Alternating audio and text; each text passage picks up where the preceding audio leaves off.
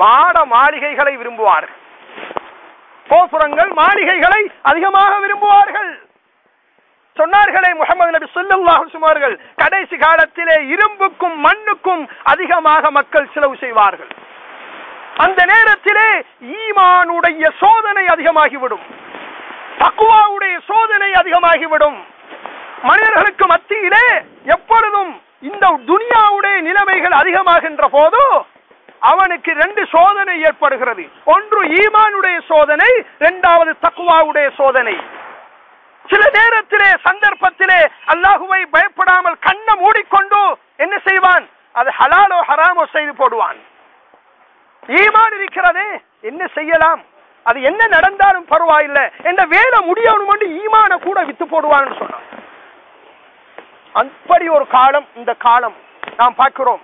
காலையில் மூமினாக இருக்கின்ற மனிதன் மாலையில் காபிராகி விடுவான், மாலையில் மூமினாக இருக்கின்றவன் காலையில் காபிராகி விடுவான் என்று சொன்னார்கள். கௌரவமான பெரியோர்களே, சகோதரர்களே, அந்த ஒரு சோதனையுடைய காலம் இப்பொழுது வந்து கொண்டிருப்பதை நாம் பார்க்கிறோம். ஆகவேதான் அல்லாஹுவை நினைத்து வாழக்கூடிய நாம், அந்த முஹம்மது நபி ஸல்லல்லாஹு அலைஹி வஸல்லம் அவர்களை நினைத்து அவர்கள் வாழ்ந்த வாழ்க்கை, எங்களுக்காக அர்ப்பணித்த அர்ப்பணிப்புகள், அவர்கள் செய்த தியாகத்தை போன்று யார் செய்திருப்பார்கள்? இந்த சஹாபாக்கள் செய்த தியாகத்தை போன்று யார் செய்திருப்பார்கள்? தாபியங்கள், தபா தாபியங்களை பார்க்கிறோம், இமாம்களை பார்க்கிறோம், அல்லாஹுவின் நல்லடியார்கள் வலிமார்களை பார்க்கிறோம், உயர்ந்த உலமாக்களை பார்க்கிறோம். தீனுக்காக செய்த தியாகம் எந்த அளவு செய்தார்கள்? கண்ணியமிக்க நபி முஹம்மது ஸல்லல்லாஹு அலைஹி வஸல்லம் அவர்கள் எங்களுடன் கொண்ட அன்பின் காரணமாக பாருங்கள் என்ன சொன்னார்கள்? அல்லாஹு தஆலா இந்த ரமலான் மாதத்தை உங்களுக்கு முந்தின 10 ரஹ்மத்தாக தந்து விட்டான், 2வது 10 மக்ஃபிரத்தாக தந்து விட்டான், மன்னிப்பு கொடுக்கக்கூடிய 10, 3வது 10 நரக விடுதலையின் 10. அல்லாஹு தஆலா லஅல்லக்கும் தத்தகூன் என்று அல் குர்ஆனிலே சாதாரணமாக சொல்லவில்லை. நீங்கள் உங்களில் ஒவ்வொருவரும் தக்வாதாரிகளாக ஆகுவதற்காக, என்னுடைய கட்டளைக்கு அடிபணிந்து நடப்பதற்காக, என்னை நெருங்குவதற்காக, என்னுடைய நபியுடைய வாழ்க்கையை உங்களோட உடம்புக்கு நீங்க எடுத்துக்கொள்றதுக்காக இந்த ரமலான் மாதத்தை உங்களுக்கு தந்திருக்கிறேன். எப்படிப்பட்ட இரக்கமுள்ள ரப்பு பாத்தீங்களா? எந்த அளவு கண்டு சொன்னா, நாங்க செய்யற பாவத்தை கூட அந்த ரப்பு ஒவ்வொரு இரவும் முதலாவது வானத்திலே இறங்கி என்னிடத்திலே கேட்பவர்கள் உண்டோ, பாவ மன்னிப்பு கேட்பவர்கள் இருக்கிறார்களா, அவர்களை நான் மன்னிக்கிறேன். வைதா சாலக இபாதி, என்னுடைய அடியானே என்னிடத்தில் ஓடி வா, என்னிடத்தில் வா, என்னிடத்தில் கேள், உனக்கு நான் பதில் சொல்கிறேன்.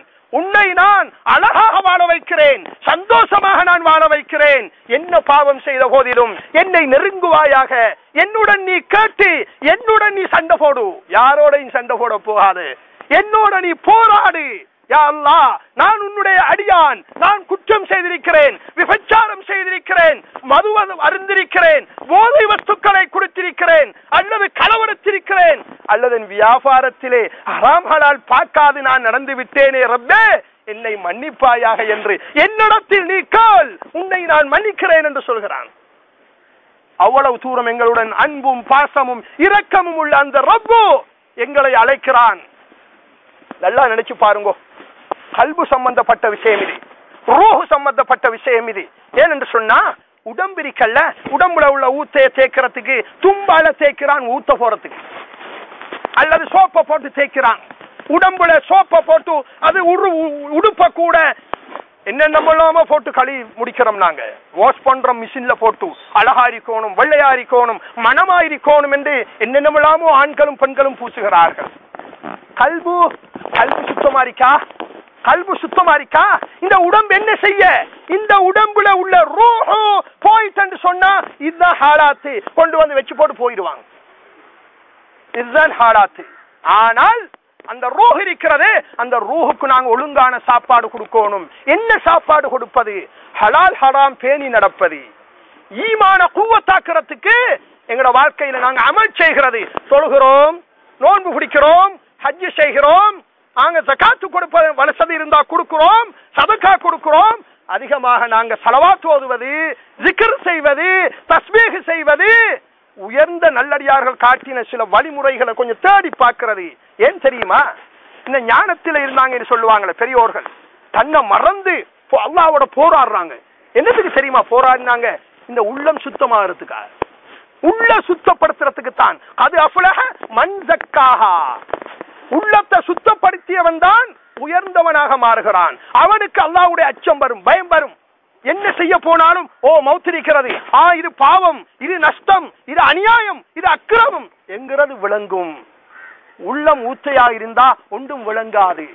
அதுக்குத்தான் முஹம்மது நபி ஸல்லல்லாஹு அலைஹி வஸல்லம் அவர்கள் ஒரு நாளைக்கு 40 அதாவது 100 விடுத்தம் 70 விடுத்தம் இஸ்திக்பார் செய்தார்கள், தௌபா செய்தார்கள் என்று சொல்லப்படுகிறது. என்னத்துக்கு இஸ்திக்பார் செய்யணும்? நபி செய்யணுமா? அவசியமே இல்லை. நபி யாரு? நபி யாருங்க?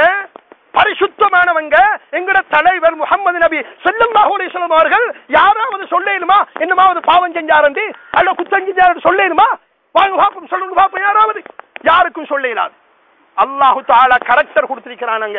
லியக்ஃபிர லக்கல்லாஹு மா தகத்தம மின் ذنبك وما تأخر. முன் பாவம் பின் பாவம் எல்லாம் மன்னிச்சிட்டோம் கூட, நீங்க பரிசுத்தமானவங்கன்னு சொல்லிட்டாங்க. ஆகவே இன்ஷா அல்லாஹ் மழையும் பொழிய பார்க்கிறது, ரஹ்மத் இறங்க பார்க்கிறது. ஆகவேதான் இந்த புனிதமான மாதத்திலே நாங்க செய்த தவறுகளை நினைச்சு அல்லாஹ் கிட்ட ஒவ்வொரு நாளும் தௌபா செய்யணும். 27க்கு மாத்திரம் கையை நீட்டி கொண்டிருக்க வேணாம். ஒருத்தர் 27 வருமென்று நினைச்சு கொண்டிருக்க வேணாம். அது 27 கிடைக்குமோ கிடைக்காதோ, நாங்க மௌத்தோ ஹயாத்தோ எங்களுக்கு செல்லாது. ஆனால் நபி செய்த வேலை என்ன தெரியுமா? பெரியார்கள், சஹாபாக்கள், ஒலிமார்கள், நாதாக்கள், உயர்ந்தோர்கள் எல்லோரும் ஒவ்வொரு நாளும் இஸ்திக்பார் செஞ்சாங்க, ஒவ்வொரு நாளும் தௌபா செஞ்சிருக்காங்க. அது மறந்துடாங்க. ஆகவே நாங்களும் ஒவ்வொரு நாளும் தௌபா செய்து இஸ்திக்பார் செய்து எங்கட வியாபாரத்துல லாபம் கிடைக்கிறதுக்கு, நாங்க மன நிம்மதியா வாழ்றதுக்கு, எங்கட புள்ள குட்டியோட சந்தோஷமா வாழ்றதுக்காக நாங்க முயற்சி செய்யணும். நாங்க எல்லா மக்களும் கஷ்டத்தோட துன்பத்தோட வாழ்றாங்க. இன்னைக்கு நாங்க பார்க்கிறோம். இதெல்லாம் நீங்கி போகும், இதெல்லாம் போய்விடும். முஸ்லிம்களுடைய அமல் எவ்வளவு கூடுமோ அவ்வளவு தூரம் மாற்றம் உண்டாகும். ஆகவே அல்லாஹ் ரப்பல் இஸ்ஸத் இந்த புனிதமான இந்த நாளையிலே எங்களை விட்டு பிரிந்த இந்த சகோதரருடைய குற்றங்குறைகளை மன்னித்தருள்வாயாக யா அல்லாஹ். இவர் தெரிந்தோ தெரியாமலோ செய்த குற்றங்குறைகளை மன்னிப்பாயாக. அதே போன்று எங்களுடைய அனைவருடைய தாய் தந்தையர்களின் குற்றங்குறைகளை மன்னிப்பாயாக. மரணித்து சென்ற அனைத்து தாய் தந்தையர்களின் குற்றங்களை மன்னிப்பாயாக.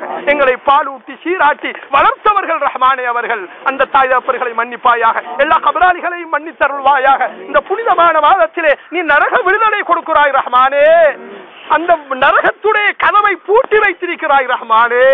என்றென்றும் நீ இந்த எங்களை விட்டு பிரிந்த இந்த மரஹூம் அவர்களுக்கும் எல்லா கபராளிகளுக்கும் எங்களுக்கும் அந்த நரகத்தின் கதவை பூட்டி விடுவாயாக ரஹ்மானே. சுவர்க்கத்தின் கதவை துறந்து வைத்திருக்கிறாய் ரஹ்மானே. இந்த கபராளிக்கும் எல்லா கபராளிகளுக்கும் எங்களுக்கும் நீ என்றென்றும் துறந்து வைப்பாயாக ரஹ்மானே. அதில் உள்ள காட்சிகளை நுகர்ந்து கொண்டு சந்தோஷமாக வாழும் பாக்கியத்தை கொடுப்பாயாக ரஹ்மானே. எங்களை விட்டு மறைந்த மரஹூமுடைய இந்த பிள்ளை குட்டிகளுக்கு, மனைவி மக்களுக்கு, குடும்பங்களுக்கு யா அல்லாஹ் நீ பொறுமையை கொடுப்பாயாக. அவர்களுக்கு மத்தியிலே சந்தோஷகரமான வாழ்வுடைய கதவை துறந்து கொடுப்பாயாக. யா அல்லாஹ் நீ யாரையும் தவிக்க விடுபவன் இல்லை ரஹ்மானே. எல்லோருக்கும் நீ இரக்கம் காட்டுபவன் ரஹ்மானே. நீ அவரை ஏதோ ஒரு சிறு வயதிலே எடுத்துக்கொண்டாலும் ஏன் எடுத்தாய் என்பதை நீதான் அறிவாய் ரஹ்மானே. ஆகவே அவருக்கும் அருள் புரிவாயாக, அவருடைய குடும்பத்துக்கும் அருள் புரிவாயாக, எங்களுக்கும் அருள் புரிவாயாக. புனிதமான இந்த மாதத்திலே எல்லோருக்கும் உன்னை நெருங்குகின்ற பாக்கியத்தை தருவாயாக. உன்னை அஞ்சி பயந்து வழிபட்டு நடக்கும் பாக்கியத்தை தருவாயாக. ரப்பி ரஹம்ஹுமா கமா ரப்பயானி ஸகீரா வ ஸல்லல்லாஹு அலா ஹபீபிக சய்யிதினா முஹம்மதின் வ அலா ஆலிஹி வ ஸஹ்பிஹி அஜ்மஈன். அல்ஹம்துலில்லாஹி ரப்பில் ஆலமீன்.